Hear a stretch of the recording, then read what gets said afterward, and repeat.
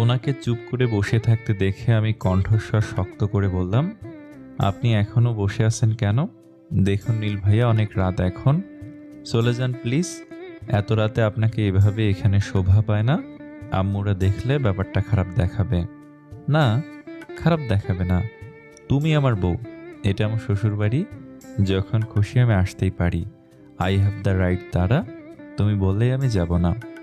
আমি তোমার কথা শুনতে বাধ্য নই, বাট তুমি আমার কথা শুনতে বাধ্য। উইদাউট মাই পারমিশন এখানে কোন সাহসে এসেছো তুমি? আমি কেঁপে উঠলাম তৎক্ষণাৎ। বসা থেকে উঠতে যাব অমনি উনি আমার হাত চেপে ধরলেন। ঝাঁজ ধরা উত্তাপ নিয়ে বললেন, আমার রাগকে যখন ভয় পাও তাহলে খামোখা আমায় রাগাও কেন? না বলে কেন এখানে এসেছো? আমি কাপা গলায় বললাম, মামনিকে বলে এসেছিলাম তো। মা আর আমি এক। আমার মা কি তোমার হাজব্যান্ড? তাকে বলে আসলেই তোমার ডিউটি শেষ। আপনি ভার্সিটিতে ছিলেন, কি করে বলতাম? ফোনটা কি শুধু তোমার গেম খেলার জন্য? কল করা যেত না আমায়? বড় বড় ঢোক গিলে তাকিয়ে আছি ওনার দিকে। খানিকক্ষণই নীল ভাইয়ের চোখ মুখ রাগে লাল হয়ে গেছে। লোকটা এত হাই টেম্পার কেন বুঝি না। মাত্র ভালো ছিল, মাত্র রেগে গেল। কখন ভালো মুডে থাকে, কখন রাগী মুডে থাকে স্বয়ং সে নিজেও জানে না। ছোট ছোট ব্যাপারে এত রাগ করার কি আছে বুঝি না। শালা খচ্চর, নিম পাতার জুস, পচা ছেলে। তোর সেকেন্ড বউ তোরে ফেলে আরেক ছেলের সাথে ভাগবে দেখিস। তুই যা করস আমার লগে, তাতে আমিও কবে জানি পালাই তোর থেকে। আজ একটা পাতানো বয়ফ্রেন্ড থাকলে কি এরকম টর্চার সহ্য করতে হতো? সেই কবে ভেগে যেতাম রে বেটা। মনে মনে কথাগুলো বললাম। কি হলো, চুপ করে আসছো কেন? কথা ফুরিয়ে গেছে? ইয়ে মানে, আমি পড়ার চিন্তায় কিছু মনে রাখতে পারছি না নীল ভাইয়া। আমার কত পড়া আপনি তো জানেন। বাহানা দেওয়ার মতো কিছু খুঁজে না পাওয়ায় চট করে বলে দিলাম। নীল ভাইয়া তা শুনে স্বল্প তাচ্ছিল্য করে বললেন, ও রিয়েলি? আজকাল তো পড়াশোনা করছো তুমি। আমাকে নিজের মতো ইডিয়েট ভাবো? তোকে ইডিয়েট না, খ্যাকশিয়াল ভাবি। আরে ডেভিল বেটা, কাম কাজ নাই, মাঝরাতে আইসিস আমার পিন্ডি চটকাতে, খ্যাক খ্যাক করতে। একদিন তোকে কুমিরে খেয়ে নেবে দেখিস। আপনাকে ইডিয়েট ভাবতে যাব কেন? আপনি তো একটা রাগী ভাল্লুক, ফসফস করা ষাঁড় আর শেয়াল পণ্ডিত। আপনি যেভাবে জ্ঞান বন্টন করে বেড়ান, আপনার মধ্যে জ্ঞানী জ্ঞানী ভাব আছে। আপনাকে আমি এগুলোই ভাবি নীল ভাইয়া। বেখেয়ালে মুখ ফসকে মনের কথাগুলো বেরিয়ে গেল ভুলবশত। বালের মন আমার, কিচ্ছু মনে রাখে না। এরকম মন রেখে কী লাভ যদি কোনো কাজই না লাগে? আমি ভাল্লুক, শিয়াল, ফসফস করা ষাঁড়? শীতল চাহনিতে চেয়ে কথাগুলো বলল নীল ভাইয়া। নীল ভাইয়ের শীতল চাহনি দেখে হাত পা ঠান্ডা হয়ে গেল আমার। অনবরত শুকনো ঢোক গিলছি আর মনকে গালি দিচ্ছি। শব্দ সোর। নীল ভাইয়া চেতে উঠলেন। চেইতেন না, আমি ব্যাপারটা বুঝিয়ে বলছি। কিপ মাউথ শাট। শাটডাউন করবো না আপাতত।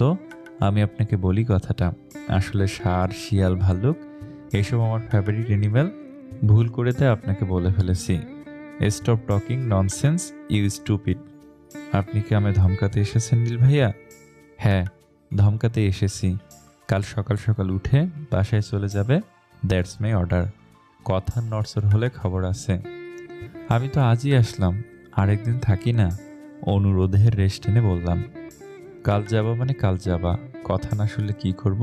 You don't have any idea, so be mindful my girl. কিন্তু নো মোর ওয়ার্ডস। ভারী মন খারাপ করলো মন। খচ্চরের ওপর রাগ লাগছে খুব। খালি হুকুমদারি চালায় আমার ওপর, ভাল লাগে না। যাবনি, এখন আপনি যান। নীল ভাইয়া আমার দু বাহু ধরে আমায় দাঁড় করালেন। আকস্মিক শক্ত হাতে জড়িয়ে নিলেন বাহুডোরে আবদ্ধ করে। কিছু ভেবে ওঠার আগেই উনি আবেগ মাখা স্বরে বললেন, তুমি আমায় বোঝো না, নাকি বুঝতে চাও না? আমি তো জানি না আদরিনী। আমার বেকুলতা পাগলামি দেখতে পাও না, নাকি দেখতে চাও না তা জানি না। শুধু জানি তোমায় আমার ভীষণ প্রয়োজন। দম বন্ধ লাগে তুমি হিনা, তাই গভীর রাতে এইভাবে আমার ছুটে আসা। তোমায় না দেখলে আমি শান্তি পাই না জান পাখি। তুমি আমার বদ অভ্যাসে পরিণত হয়েছ কবে তাও জানি না। শুধু জানি তোমায় ছাড়া আমি বাঁচতে পারবো না, প্রাণ ভরে শ্বাস নিতে পারবো না। এই যে এখন তোমায় শুয়ে আছি, আমার স্বস্তি লাগছে, খুব শান্তি লাগছে। বুক ভরে শ্বাস নিতে পারছি আমি। আমি তোমায় ছাড়া থাকতে পারবো না, বাঁচতে পারবো না শুকতারা। নীলের বেঁচে থাকার জন্য এই শ্যামবতীটাকেই চাই, শুধু তোমাকে চাই। বনে দাঁড়িয়ে শুনছি নীল ভাইয়ের কথ্য বুলি। বলা বাহুল্য আমি ওনার হার্টবিট শুনতে পাচ্ছি স্পষ্ট। ভালো লাগছে শুনতে। জানি না কেন ওনার ছোঁয়ায় আজ আমার অস্বস্তি হচ্ছে না, একরত্তিও। মনে হচ্ছে আমি যেন এরকম কিছুই চাইছিলাম, আর বহুল কাঙ্ক্ষিত জিনিসটি পেয়েও গেছি। শান্তি লাগছে ভেতরে, ভীষণ শান্তি। এভাবে অনেকক্ষণ কেটে গেলে মুক্ত করলেন আমায় নীল ভাইয়া তার বাহু শিকল থেকে। দুহাত দিয়ে গাল ছুঁয়ে কাছে টেনে উনি আমার কপাল ছুলেন উষ্ঠ যুগল দ্বারা। অতঃপর গলায় ঠোঁট ডুবালেন। আমার সারা শরীর শিরশির করে উঠল, মনে হলো ইলেকট্রিক শক লেগে গেছে। নীল ভাইয়া ঘন ঘন নিঃশ্বাসের শব্দ কানে ঢুকছে, ফলে দফায় দফায় আমার নিঃশ্বাসটুকু ঘন হয়ে আসছে ক্রমান্বয়ে। শক্ত করে চোখ বুজে শুয়ে যাচ্ছি শীতল অনুভূতির অত্যাচার। বুকের ভেতর দোল খাচ্ছে উথাল পাথাল অনুভূতি, টালমাটাল লাগছে সব আমার। গলা থেকে মুখ তুলে উনি আমার কানে ঠোঁট ছোঁয়ালেন, ফিসফিসিয়ে বললেন ভালোবাসি। ছোট্ট এক শব্দ আমার শিরদাঁড়া পর্যন্ত কাঁপিয়ে দিল। এতটুকুতেই আমার নাস্তানাবুদ অবস্থা। বুঝতে পারছি না অনুভূতিরা কি আজ আমার দম বন্ধ করে মেরে ফেলা ষড়যন্ত্র এঁটেছে। আসছি তাহলে, কাল সময় মতো চলে যাও। আচ্ছা। আমি চোখ খুলে তাকালাম, এতক্ষণে সরাসরি নীল ভাইয়ার শুভ্র মুখের দিকে তাকালাম। ওনাকে দেখার সুপ্ত ইচ্ছে পূরণ হলো, ওনার কণ্ঠস্বরের ইচ্ছেটাও পূরণ হলো, সাথে খুশি হলো মন। ভালো লাগা ও স্বস্তি মিশ্রিত অনুভূতি সৃষ্টি হলো ভেতর ঘরে। ফর্সা আকর্ষণীয় মুখ পানে তাকিয়ে আর চোখ সরাতে চাইছে না মন। অমায়িক চাহনি টানছে আমায় খুব। অতিরঞ্জিত অনুভূতির চাপে ফাঁকা ফাঁকা লাগছে মাথাটা। কিচ্ছু ভাবতে মন চাইছে না, শুধু ওনাকে দেখা ব্যথিত কোনো কিছুরই খেয়াল আমার নেই, কিচ্ছুর না। নীল ভাইয়া বড় বড় ধাপ ফেলে ব্যালকনির দিকে এগোলেন। আমিও গেলাম ওনার পিছু পিছু। ব্যালকনির আলো জ্বালিয়ে দিলাম যাতে ওনার নামতে সুবিধা হয়। ব্যালকনি বেয়ে উনি নামতে যাবে তখনই গলা খাকারি দিয়ে বললাম, শুনুন, এরপর থেকে চোরের মতো আর আমার ঘরে চোরের মতো ঢুকবেন না। উনি ডোন্ট কেয়ার ভাব নিয়ে বললেন, অবভিয়াসলি ঢুকবো, আমার বউয়ের রুমে আমি আসতেই পারি, তাতে তোমার কি মেয়ে? আমার অনেক কিছু, কারণ এটা আমার ঘর। So what? আপনার সাথে কথায় আমি পারবো না, জানতো বিরক্ত করবেন না, আমি ঘুমাবো। প্রত্যুত্তরে নীল ভাইয়া ঠোঁট টিপে কুটিল হাসি দিল, তারপর আবার ক্লোজ আপ হাসি হাসলো। দুষ্টু গলায় বলল, একটা কথা বলা হয়নি তোমায় রাত পড়ি, you are looking so hot. Automatic কয়েক সেন্টিমিটার চওড়া হয়ে মুখ আমার হা হয়ে গেল। ক্যাবলাকান্তের মতো বুদ্ধি শূন্য হয়ে দাঁড়িয়ে আছি। ভোতা মাথা কিছুতেই ধরতে পারছে না ওনার এরূপ মন্তব্যের কারণ। এভাবে কিছু প্রহর কাটার পর মস্তিষ্ক মনে করিয়ে দিল আমার গায়ে ওড়না নেই। দুয়ে দুয়ে চার হলো, অর্থটা বুঝতে আর বাকি রইল না। কটমটে চাহনি সহিত আগুনের উল্কা পুড়ে চোখ রাঙালাম ওনাকে। বিভৎস রেগে গর্জে উঠে বললাম, আপনি একটা অসভ্য, নির্লজ্জ, হাই লেভেলের লুচ্চু। নীল ভাই ততক্ষণে ব্যালকনি টপকে ওপাশে চলে গেছেন। আমার রাগ দেখে উনি হাসতে হাসতে কুটি কুটি হু হা করতে করতে বাগানে দাঁড়িয়ে থেকে উচ্ছ্বাসিত গলায় সজোরে চিল্লিয়ে বললেন, yes I am seamless sweetheart, all credit goes to you. তেজ নিয়ে স্ট্রেট ঘরে চলে এলাম। তার 2 মিনিটের মাথায় ফোনে টুং টুং শব্দ করে একটা মেসেজ আসলো। কৌতূহলী চোখ করে পড়ে ফেললাম মেসেজখানা। বেশ বড়সড় মেসেজ। তোমায় ভারী আকর্ষণীয় দেখাচ্ছে শ্যামবতী, যদিও তুমি আমার চোখে সবসময় আকর্ষণীয়, কিন্তু আজ কেন জানি না অনেক বেশি মনে হচ্ছে। এক প্রকার বাধ্য হয়ে চলে আসতে হলো। সাহিত্যের ভাষায় বললে, তোমার মেয়েলি সৌন্দর্য আর শরীরের সুঘ্রাণ ভীষণ কাতর করছিল আমাকে। আর বায়োলজির ভাষায় বললে, টেস্টোস্টেরন হরমোন উপদ্রব করছিল খুব। ইচ্ছে করছিল, না থাক, বলবো না, তুমি যা লাজুক রাঙা মেয়ে। কাল বাসায় টাইমলি চলে আসবা, নয়তো আমার শ্বশুরবাড়িতে অনাকাঙ্ক্ষিত বাসরটা সেরে ফেলবো বলে দিলাম। আর তুমি তো জানোই প্রেয়সী, নীল যা বলে তাই করে দেখায়। At any cost. এক আকাশ ভালোবাসাম আমার প্রাণ ভোমরার জন্য। গুড নাইট শোনাবো। ইয়া বড় মেসেজ পড়ে আমার চক্ষু চরক গাছ। ব্রেনের সকল কার্যকলাপ থেমে গেছে হঠাৎই। কি সাংঘাতিক কথাবার্তা, কি সাংঘাতিক হুমকি, কি সাংঘাতিক ব্যক্তিত্ব। উড়িম্মা! মন ভর্তি গালি উপহার দিলাম ওনার এহেন মন্তব্যে। প্রচুর অকথ্য গালিগালাজ করলাম আমার ভাষায়। অনেকগুলো নিকনেম দিলাম, যেমন খাস্তা বেদ্য পোলা, অসভ্য বাদর, লুচ্চু হনুমান, পাগলা শিয়াল ইত্যাদি ইত্যাদি। সবশেষ মস্তিষ্ক ফিক্সড একটা নিকনেম চুজ করে দিল আমায়।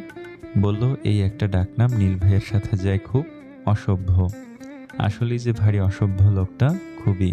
পিচ ঢালা উত্তপ্ত রোডের পাশের ফুটপাত দিয়ে হাঁটছি আমি আর আমার বেস্টু নামক প্রাণীটি। উদ্দেশ্য 0 পয়েন্ট সাহেব বাজারের পেয়ারা মাখা খেতে যাওয়া। এখানকার পেয়ারা মাখা ভেরি ভেরি টেস্টি। যা বায়না ধরছিল পেয়ারা মাখা খাবে, তাই আমিও আর বাধা সাধলাম না। কোচিং থেকে 0 পয়েন্ট কাছেই হয়, হেঁটে আসতে সময় লাগে 8 থেকে 10 মিনিট। পেয়ারা মামার ছোট্ট দোকানে এসে দেখলাম ভিড় কাকে বলে। মামার ছোট্ট স্টল জুড়ে ভিড় করে প্রায় 10-15 জন দাঁড়িয়ে আছে। বুঝলাম কমসে কম 20 মিনিট ওয়েট করতে হবে এখন। আমার আবার ধৈর্য নেই বলা চলে। তার ওপর মারখাই গরম। চরম বিরক্তিতে সারা শরীর রিরি করছে। টিস্যু দিয়ে কপালের ঘাম মুছে বললাম, বনু, অন্য একদিন পেয়ারা মাখা খাস। দেখ কত ভিড়, আজকে চল 2 জন স্প্রাইট খেয়ে বাড়ি যাই। প্রচুর গরম রে, চল না। না, আমি পেয়ারাই খাবো। খাওয়ার তো কত কিছু আছে, তোর পেয়ারাই খেতে হবে? হ, আমি এইটাই খাবো। চুপ করে দাঁড়ায় থাক। আমার রাগ হলো ভীষণ। খিটখিটে মেজাজে চেতে উঠে বললাম, জীবনে পেয়ারা খাসনি, খালি খাবো খাবো করছিস। পেটে কি দানব ঢুকেছে? শালা তোর হোল গোষ্ঠীটাই দানব। খাস্তা বেদ্যপ ইউয়াল। একদম গোষ্ঠীর নামে বদনাম করবি না হারামি। আমি তোর মতো মুরগি না যে টোকা মেরে মেরে খাবো। চুপ করে দাঁড়ায় থাক, একটা কথাও কবি না। আসল কথা কি বলতো, সত্যি কথা গায়ে সবারই লাগে। আর তোর তো গা জ্বলে রীতিমতো। তুই 1 নম্বরে ঝগড়াটা। ওটা আমি না, শাকচুন্নি তুই, নিজে সেটা ভালো করে জানিস। ভাইয়াকে সব বলবো দেখিস, আমার সাথে ঝগড়া করা বের হয়ে যাবে। ঝগড়া করছি না তো, গরমের মধ্যে খাই করছিস, তাই তোকে জাস্ট একটা কমপ্লিমেন্ট দিলাম আমি। এখন তুই যদি মূর্খের মতো সেটাকে ঝগড়া ভাবিস, তাহলে এখানে আমার আর কি বলার আছে। তারা মেয়ে মানুষ হয়ে ষাঁড়ের মতো চিল্লাচ্ছিস কেন? তুই কি ছেলে মানুষ? গাভীর মতো চিল্লা দোস্ত, হাম্বা হাম্বা করে। হি হি হি। কোবরা সাপের ফনা মেলার মতো করে রাগে ফুঁসতে লাগলো জয়া। হাহা, কি অপূর্ব সেই দৃশ্য। বিশ্বাস কর, তোর মুখটা একদম হাড়ির মতো লাগছে। থাম, একটা ছবি তুলি। তোর ছবি আজ এফবিতে আপলোড করে ক্যাপশন দেব, কাল নাগিনী যখন ফনা তুলে ফসফস করে। বলেই 32 পাটি দাঁত বের করে হেসে ফট করে একটা ছবি তুলে নিলাম। রাগ আগুনে ঘি ঢালার মতো হলো ব্যাপারটা। 1 সেকেন্ড দেরি না করে জয়া তেড়ে ধরলো আমায়, আর আমিও খিলখিল করে হাসতে হাসতে যত জোরে পারি ছুটলাম। ছোট রাস্তার ধার ঘেঁষে ফুটপাতের এক সাইড দিয়ে দৌড় দিলাম। বান্দর মাইয়াও পিছু পিছু ছুটছে। পেয়ারা মাখা খাবার কথা ভুলে টুলে আমায় সে তাড়া করছে আর চিল্লানি দিচ্ছে, এখনই ডিলিট কর পিক, ওটা এফবিতে আপলোড দিলে তোরে খুন করে ফেলবো কসম। ছুটন্ত অবস্থায় বললাম, করিস, তাও দেব, এটাই দেব। হা হা হা। ফেসবুকের পোলাপাইন কালনাগিনীকে দেখে ক্রাশ খাবে, ড্যাম শিওর। তারা থাম বলছি, ডিলেট দে ওটা, জিন্দিগি তো না দোস্ত। ছুটতে ছুটতে ছোট রাস্তার সামনে এসে বড় এক গাছ ধরে দাঁড়িয়ে পড়লাম। হাঁপিয়ে গেছি ভীষণ। এটা কি গাছ চিনি না, ফলে নাম ঠিক বলতে পারছি না। আমার শহরের আসল সৌন্দর্য ঘন সবুজে ঘেরা গাছেরা, নিরিবিলি কোলাহলমুক্ত পরিষ্কারচ্ছন্ন শহর আমার। তাই তো রাজশাহীকে গ্রিন সিটি বলা হয়, যেখানে তাকাই শুধু সবুজের সমারোহ। আমার শহরটা এই জন্যই এত প্রিয়। ঠিক আমার মতো নীরব শান্ত সেও। হাঁপাতে হাঁপাতে জয়া এসে হাজির হলো। জোরে জোরে নিঃশ্বাস টেনে নিস্তেজ কণ্ঠে বলল, কুত্তা, এভাবে কেউ দৌড়ায়? তোর ফোন দে বলছি। স্বেচ্ছায় জয়ার হাতে আমার ফোনটা ধরিয়ে দিয়ে ক্লোজ আপ হাসি দিয়ে বললাম, এই নে, যা খুশি কর। ফোন গ্যালারিতে অ্যাপ লক দেখে চোখ মুখ কুচকালো জয়া। আবদারের স্বরে বলল, পাসওয়ার্ডটা দেবন। গারলের মতো তেরা সুরে বললাম, পারুম না সোনা পাখি, তুমি নিজে খুলে নাও পারলে। হতাশ হলো বেস্টু আমার। দাঁত দিয়ে ঠোঁট কামড়ে টাইপ করলো কি সব। মনে মনে কুটিল হাসি হাসলাম আমি। সারাদিন টাইপ করলেও খুলতে পারবে না ও। আমার পাসওয়ার্ড হলো ব্লু লাভার। কেউ ভুল করেও ভাবতে পারবে না আমার পাসওয়ার্ড কি। অনবরত টিপে করছে জয়া, কিন্তু খুলতে পারছে না কিছুতেই। গাছের সাথে আয়েশ করে হেলান দিয়ে আমি ওর কাণ্ড দেখে হাসছি। আনমনে রাস্তার ওপাশে চোখ গেল আমার। ল্যাম্পপোস্টের নিচে দাঁড়িয়ে কানে ফোন ঠেকিয়ে কথা বলছে এক ছেলে। পরনে তার হাঁটু ছেঁড়া প্যান্ট, রংচঙা শার্টের বুকের ৩-৪টা বোতাম খোলা, ফলে হাড্ডিসার বুকের অর্ধেকটা অংশই উদাম পড়ে আছে। চুলগুলো তার ব্রাউন কালার করা, কপালে আবার রুমাল বাঁধা, হাতে অসংখ্য ব্রেসলেট আর এক হাতে গ্রিন কালার সানগ্লাস। ছেলেটা দেখতে পুরাই টোকাই। কি অদ্ভুত পোশাক আশাক, কালো চুল ব্রাউন করার কি প্রয়োজন ছিল? বাংলাদেশের সো কল্ড টিকটকারদের মতো বিশ্রী দেখাচ্ছে ছেলেটিকে। তাদের মধ্যে অপু ভাই নামে একটা টিকটকারকে দেখেছিলাম, এমন করে কালার করা ছিল তার চুল, যেন আস্ত পাটের আঁশ। কোন রুচিতে এমন গেট আপে চলাফেরা করে এরা? কিভাবে কি নিজেদেরকে? তাদের দেখতে খুব হ্যান্ডসাম লাগছে। মোটেও না, বরং এদের দেখতে জোকার লাগে, যেমন এই ছেলেটির অবস্থা। শার্টের বোতাম খুলে বডি শো আপ করার চেয়ে ভালো ছিল না খালি গায়ে বেড়ানো? অতই যখন শো আপ করার শখ। প্যান্টের অবস্থা দেখে মনে হচ্ছে ফুটপাতের ভিখারি, খেতে টেতে পায় না, জামা কাপড় কিনতে পারে না বিধায় ছেঁড়া প্যান্ট পরেছে। রুমাল মানুষ ঘাম মোছার জন্য ইউজ করে, আর এই পোলা তা কপালে বেঁধে স্টাইল করছে। স্টাইল দেখে মরে যাচ্ছি। হাতে কেউ এতগুলো ব্রেসলেট পরে? বাপের জন্মেও দেখিনি। গ্রিন কালার সানগ্লাস কে পরে? বেছে বেছে খ্যাত কালারটাই পেল সে। রুচির কি নাজেহাল অবস্থা! ইস, একে দেখে চোখ কপাল কুঁচকে গেছে আমার। ছেলেটাকে দেখ কেমন দেখতে। জয়া ফোনের স্ক্রিন থেকে চোখ সরিয়ে ছেলেটার দিকে তাকালো। সূক্ষ্ম চাহনিতে কিছুক্ষণ তাকিয়ে থেকে ভরাট কণ্ঠে বলল, ছেলে বলছিস কেন? ওটা তো আশিক, তোর মনে নেই? বয়েজ স্কুলে মৃদুল রুদ্রদের সাথে পড়তো। অবাক চোখে তাকালাম ছেলেটির দিকে মনোযোগ সহিত। আশিককে আমি ভুলে গেলাম মাত্র 2 বছরে। স্কুল লাইফে থাকতে প্রায় মিশতাম ওর সাথে আমি। আমার ভালো কিছু বন্ধুদের ফ্রেন্ড ছিল আশিক, সেই সূত্রে আমারও বন্ধু হয়েছিল। ওকে আমি চিনতে পারছি না। ওকে ঘিরে যে ঘটনা ঘটছে আমার জীবনে, এরপরে ওকে ভুলে গেলাম কি করে আমি? যদিও ওর বর্তমান লুক দেখে চেনার উপায় নেই। হাই স্কুলে থাকতে আশিক এত টোকাই টাইপ ছিল না, অথচ এখন কি হয়ে গেছে।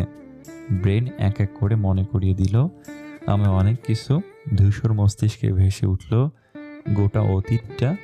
বুকের কোথাও একটা চিনচিন যন্ত্রণা হচ্ছে। বিষাদ মন খারাপে পুড়ে যাচ্ছে ভেতরটা। কেমন জানি খারাপ লাগা আসছে খুব।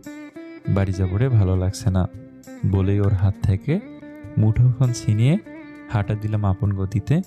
পেছন থেকে জয়া হয়তো ডাকলো আমায়, কিছু বলল, কিন্তু অদ্ভুত ব্যাপার, আমার কান অবধি পৌঁছালো না কোনো কিছুই। চিন্তাধারা যেন অবশ হয়ে গেছে। বাড়ি ফিরে কোনো রকম ব্যাগ রেখে ছুট্টে ছাদে এলাম। সিঁড়িঘরের দেয়ালে ঠেস দিয়ে গা ছড়িয়ে বসে মুখ গুজলাম হাঁটুতে। মুহূর্তে চোখ ভর্তি হলো অশ্রু জলে। বিক্ষিপ্ত হৃদয়ে অভিমানরা মাথাচাড়া দিল। ভীষণ অভিমান হলো। ফুপিয়ে ফুপিয়ে কেঁদে দিলাম। বিষণ্ণ মন আর্তনাদ করে বলল, যতই বলো তুমি ভালোবাসো, তবু যে চোখে ঘেন্না দেখেছি সে চোখে ভালোবাসা দেখতে পাই না আমি। ভালোবাসলে কি পারতে আমায় ফেলে চলে যেতে নীল ভাইয়া? কখনো কি একটুও দেখতে পাওনি তোমার প্রতি আমার বেকুলতা, পাগলামি? ভালোবাসলে কি ভালোবাসার মানুষটাকে মিথ্যে অপবাদ দেওয়া যায়? কখনো কি ভেবেছ তুমি গত 4.5 বছরে কতবার ক্ষত বিক্ষত হয়েছে কিশোর মন? তুমি তো জানতে নীল ভাইয়া তুমি আমার কতটা কাছের ছিলে, তাও কি করে আমার গায়ে কাদা ছুড়লে তুমি? চাই না তোমার ভালোবাসা। কেন আসলে আবার আমার জীবনে? আমি তো ভালোই ছিলাম, ভুলেছিলাম, কেন আসলে তুমি? হু হু করে কেঁদে দিলাম শব্দ করে। মনি কঠোর জলমুক্ত করলো। গাল গড়িয়ে ঝরে পড়ছে উষ্ণ জল। গলা শুকিয়ে গেছে ততক্ষণে। ইচ্ছে করলো দূর দেশে পালিয়ে যাই, যেখানে না থাকবে নীল ভাইয়া আর না থাকবে তার কোনো স্মৃতি। দুপুর 3টার পর সম্ভবত নীল ভাইয়া বাড়ি ফিরেছেন। কান্নাকাটি করে গেস্ট রুমে এসে তখন ঘুমাচ্ছিলাম আমি। ওনার ডাকে আমার ঘুম ভাঙে। চোখ পিটপিট করে তাকিয়ে আসি নীল ভাইয়ার চুল বেয়ে টপ টপ করে পানি ঝরছে। মনে হয় মাত্র গোসল করে আসলো। খেয়েছো দুপুরে? এটা বলতে আমার ঘুম ভাঙিয়েছেন।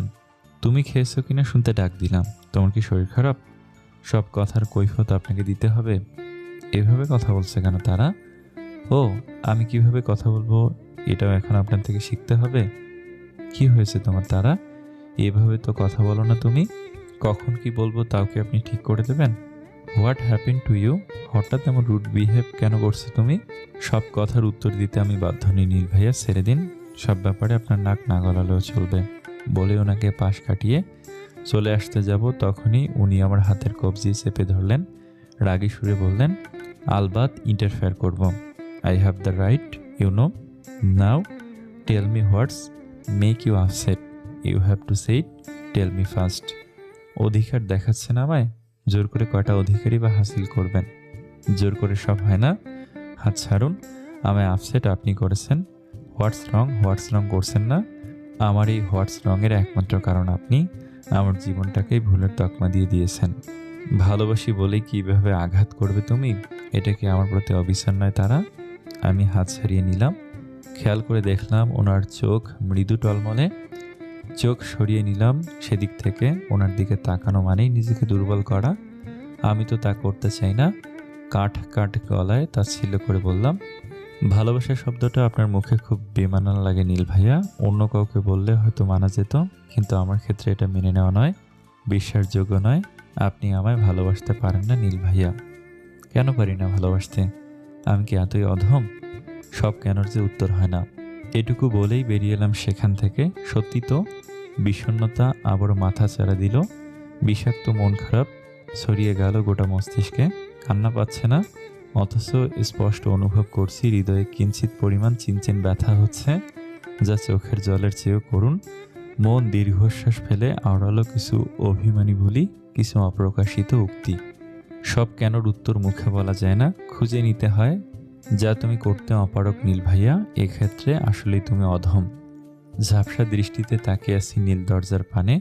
বিরহ বালুচরে ফেসে যাওয়া মনটা খুব কৌতূহল করে তাকে প্রশ্ন করছে, সব কেনর উত্তর সত্যি কি হয় না? কেনই বা হয় না? মন খারাপ লাগছিল ভীষণ। হেডফোন কানে গুঁজে তাই গান শুনছিলাম।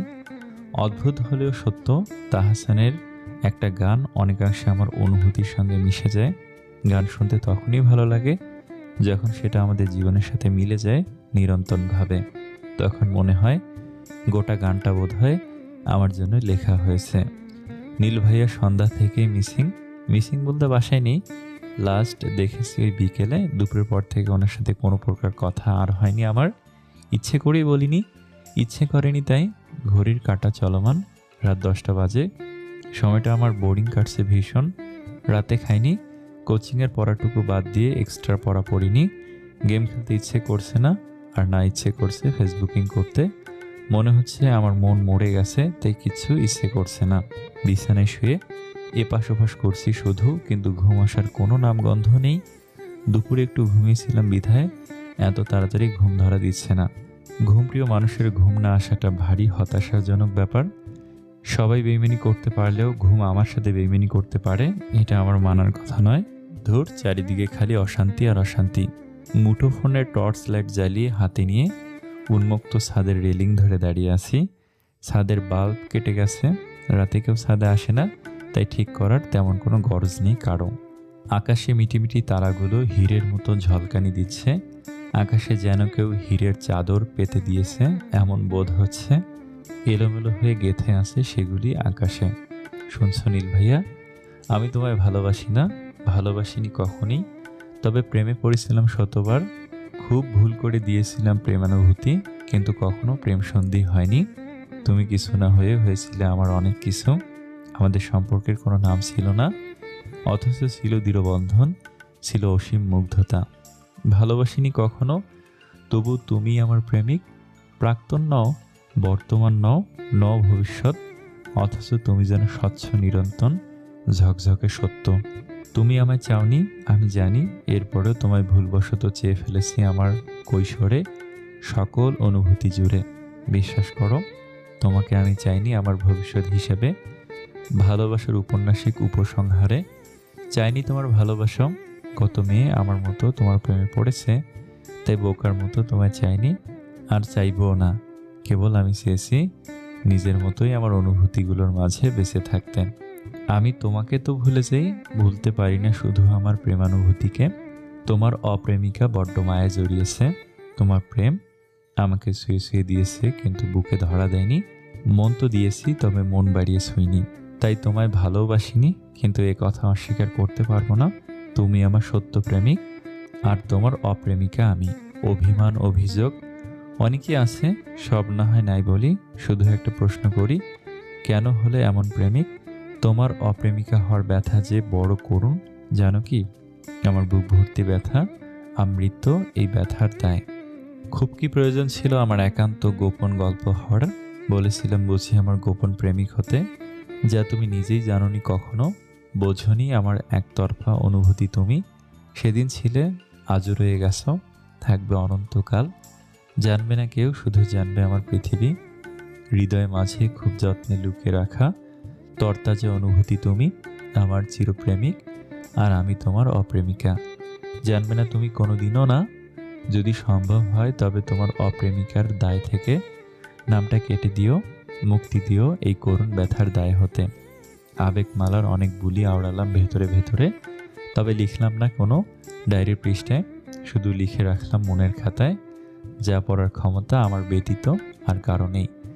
চোখ বুঝে দীর্ঘশ্বাস ফেলে ঠোঁট কামড়ে ধরলাম। কিশোর মন আবেগ আপ্লুত হলো আরও একবার। চোখ বেয়ে গড়িয়ে গড়িয়ে পড়ছে নয়ন নীর। উপর উপর শক্ত হলেও ভেতরে আমি ভীষণ দুর্বল, নরম। নীলময় ব্যথা বয়ে বেড়াচ্ছি সেই কবে থেকে। ভোলার চেষ্টা করিনি এমন নয়, শত শত চেষ্টার পরেও ব্যর্থ হয়েছি। জীবনে দ্বিতীয়বার কারো প্রেমে পড়িনি, কেউ ছুঁতে পারেনি আমার প্রেমানুভূতি। প্রিয় বলে স্বীকৃতি দেওয়া মানুষটাকে মুছতে পারিনি মন থেকে। সে আমার প্রথম ও শেষ অনুভূতি হিসেবেই রয়ে গেছে হৃদয় জুড়ে। যেখানেই থাকো 2 মিনিটে রুমে আসো, তোমার জন্য সারপ্রাইজ আছে। ফোনে নীল ভাইয়ের এমন মেসেজ আসায় কপাল কুঁচকালাম। ভালো করে চোখ বুজে তাড়াতাড়ি করে ঘরের উদ্দেশ্যে রওনা দিলাম। পায়ের স্লিপারের থপথপ শব্দ ও পায়েলের ঝুনঝুন শব্দ মিশ্রিত হয়ে জোরালো শব্দের উৎপত্তি ঘটাচ্ছে, যা ছড়িয়ে গিয়ে আবার প্রতিধ্বনি হিসেবে আমার কানেই এসে ঢুকছে। ঘরের চৌকাঠের কাছে গিয়ে দেখি নীল ভাইয়া সোফায় হেলান দিয়ে বসে, হাত কপালে দিয়ে চোখ বুজিয়ে রেখেছে। ঘরে প্রবেশ করে আমি গলা খাকারি দিয়ে বললাম, ডেকেছিলেন যে, কিছু বলবেন? নীল ভাইয়া হুড়মুড় করে উঠে দাঁড়িয়ে গুছিয়ে একটা সুন্দর হাসি দিলেন। কোমল সুরে বললেন, হ্যাঁ ডেকেছি দরকারে। তোমার জন্য একটা জিনিস আনছি তারা, সাইড টেবিলে, ওই যে দেখো। সাইড টেবিলে তাকাতেই চোখ পড়ল সুন্দর এক গোলকাল অ্যাকোরিয়ামের দিকে। অ্যাকোরিয়ামের একজোড়া লাল কমলা রঙা মাছ কুলকুল করে বেড়াচ্ছে। চোখে মুখে অবাকীয় রেশ টেনে বললাম, এটা কি? তোমার মন ভালো করার মেডিসিন। তুমি তো প্রাণীদের ভালোবাসো, তাই মাছ দুটো কিনে আনলাম। পছন্দ হয়েছে?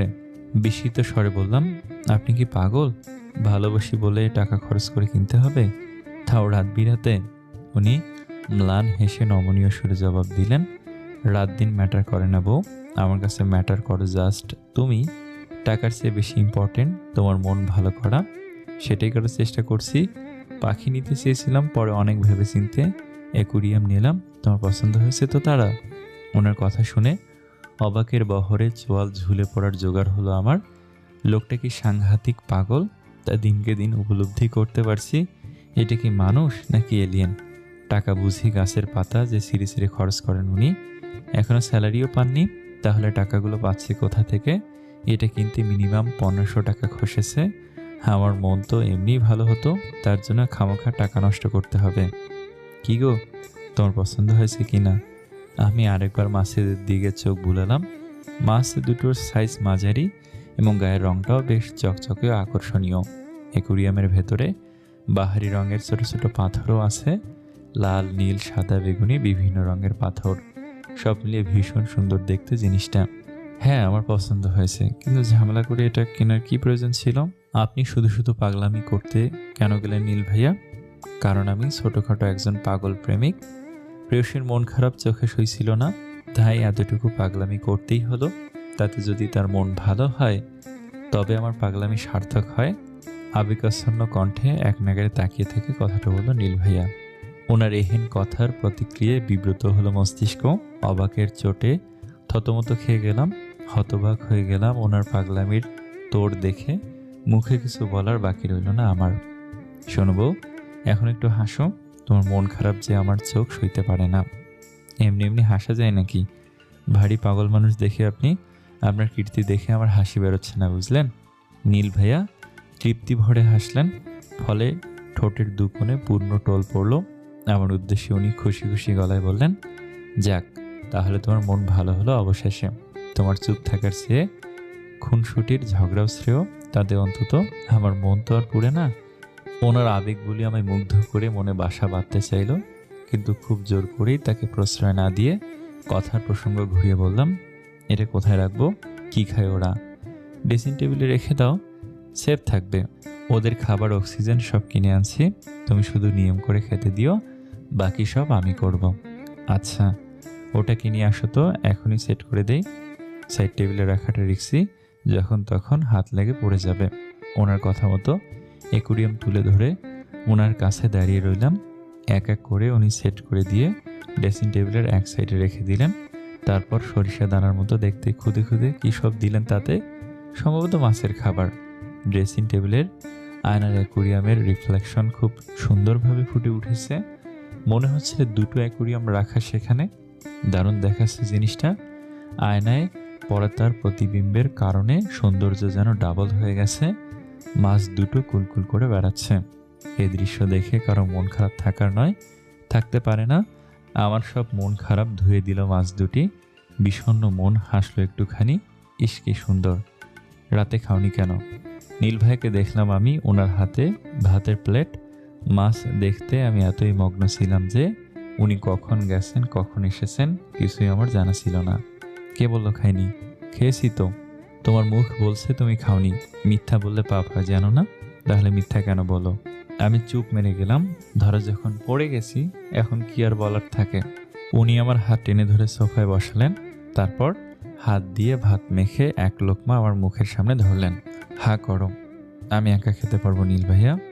পাকামি করা আমার পছন্দ না তারা। শুকনো ঢোক গিলে হা করলাম। ব্যাটা সৈরাসেরি স্বভাবটা এ জীবনে ঘুষবে না। প্লেটের অর্ধেকটা ভাত উনি আমায় খাইয়ে দিয়ে নিজে অর্ধেকটা খেয়ে নিলেন। তারপর নিজে প্লেট রাখতে গেলেন কিচেনে, আর এদিকে আমি ভাবতে ব্যস্ত। মুখ দেখে কি করে বুঝলো আমি খাইনি? কিভাবে সম্ভব এটা? অত ভাবলে অকালে বুড়ি হয়ে যাবে বউ। আমি ভরকে উঠলাম, অতপর স্বাভাবিক কণ্ঠে বললাম, ভাবছি কই না তো। উনি মানলেন না, ঘোর বিদ্রোহী সুরে বললেন, মাঝে মাঝে তোমার মন পড়তে পারি আমি তারামণি, তাই আড়াল করে লাভ নেই। এত ভেবেও কাজ নেই। ছোট্ট মাথায় প্রেশার দিও না। শুধু এতটা জেনে রাখো, প্রেমিকদের কাছে অসম্ভব বলে কিছু নেই। প্রেম রোগে আক্রান্ত হয়ে অনেক কিছুই করে প্রেমিকরা, কারণ এই পাগলামিতে স্বর্গীয় সুখের ছোঁয়া আছে। বুঝলে সর্বনাশী? ওনার কথার আগা মাথায় কিছুই বুঝলো না ছোট্ট মাথাটা, তবে সেই শক্তিটা বুঝলো ভালোভাবেই। আপনি আমায় আবার সর্বনাশী বললেন? কেমন করেছি আমি? নীল ভাইয়া ম্লান হেসে জবাব দিলেন, অনেক কিছু করেছো তুমি, বুঝলে? খুব ক্ষতি করেছো আমার অনুভূতি ছুঁয়ে দিয়েছ। আমি উন্মাদ প্রায় হয়ে গেছি। কত পিপাসা তোমায় ঘিরে, কত কামনা, তোমায় পাওয়ার বিশদ আকাঙ্ক্ষা আমায় ছটফট করায় খুবই। বলবই তো সর্বনাশী। আপনি এমন কাব্যিক কথা কোন দেশ থেকে আবিষ্কার করেন? আমার মনের দেশ থেকে বউ। আপনাকে আমি সাহিত্য রচনা করতে বলেছি? আর বলবেন না। কেন বলবো না? আমার শুনতে ভালো লাগে না তাই। ভালো লাগে না নাকি ভালোবেসে ফেলার ভয়ে শুনতে চাও না? সত্যি করে বলো তো, আমার প্রতি তোমার মনে কি অনুভূতি দল খায় না? না। আবার মিথ্যা বলে? আমি জানি তো, ইউ ফিল ফর মি। বাজে কথা। একদিন প্রুফ করে দেবো তারামণি, তুমি নিজ মুখে স্বীকার করবে, দেখিও। আজের কথা বাদ দিয়ে ঘুমান তো। পালাচ্ছ যে? আপনি কি কানা? বিছানায় বসলাম দেখছেন না? পালালাম কোথায় আবার? আশ্চর্য। আমার কথার জালে ধরা দিতে চাও না, তাই কথা ঘুরিয়ে পালাচ্ছ, বাহানা দিচ্ছ। আমি জবাব দিলাম না। কোলবালিশ মাঝে রেখে উল্টো পিঠে শুয়ে পড়লাম। আমি ওনার কাব্যিক কথাবার্তা সত্যি শুনতে চাই না। মন গলে যে দুর্বল হয়ে পড়ে এমন নয়, ভালো লাগে না, ভীষণ ভালো লাগে। ইচ্ছে করে শুনতে, কিন্তু গলে যাওয়ার ভয়ে দূর দূর করি। এভাবে আর কয়দিন। দিন শেষে অপ্রিয় নামক প্রিয় মানুষটার মুখ দেখেই তো মুগ্ধ হয় কিশোর মন। টুকরো ভালো লাগা আশ্রয় পড়ে বুকে। আমি জোনাকে মন থেকে দূরে সরাতে পারছি না। জোকের মতো লেগে আছে আমার হৃদয় মাঝে। ভারী কঠিন এ যুদ্ধ, অনুভূতির সাথে পেরে ওঠা খুবই কঠিন।